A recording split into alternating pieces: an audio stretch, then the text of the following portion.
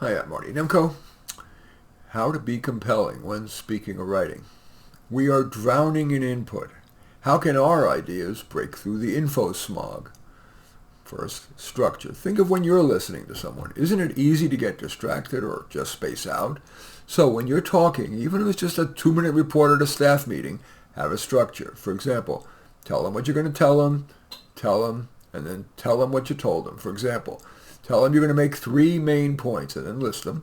Then make those 3 points with a supporting example, a statistic, or anecdote, and conclude with a quick review of the 3 points, and then leave them with an inspiring call to action.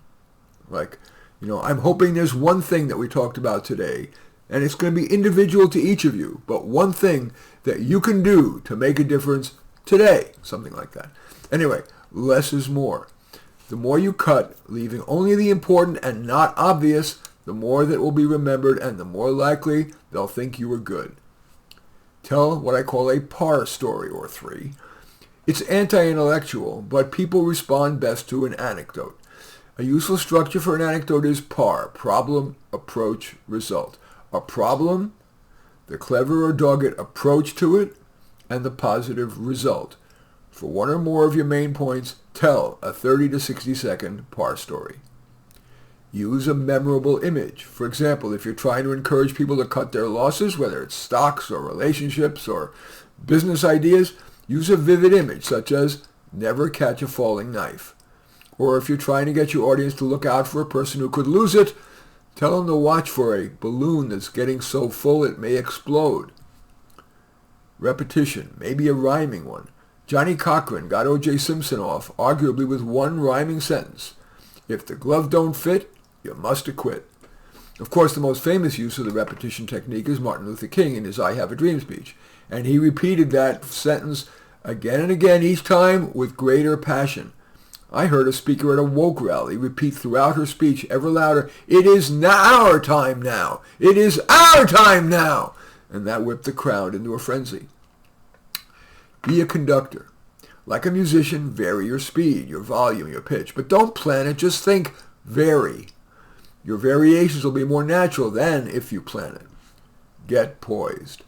The 3 P's will get you more poised. The first P is purpose.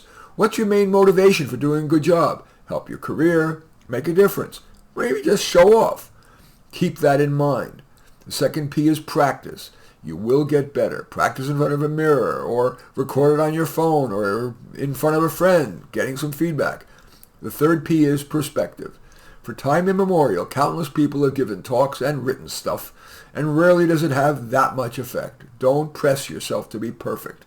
Prepare moderately, try to have fun, and the rest is out of your control. If you thought you sucked, see if there's a lesson to be learned and move on, or maybe more apt, write on, W-R-I-T-E on. In any event, that little essay, that little article is called How to Be Compelling When Speaking or Writing. As usual, I welcome your thumbs up and accept your thumbs down. I always look forward to your comments, and especially like it if you hit the share button below. Share on your social media so that my efforts can have broader impact. And I am flattered if you choose to subscribe to my channel, and certainly would welcome you taking a look at any of my 32 books. Probably the one most relevant to this is How to Do Life. But all 32 are on Amazon. Just go there, search on my name, Marty Nemko, N-E-M-K-O, and you will find more than you can stomach. In any event, I do thank you for watching. I am Marty Nemko.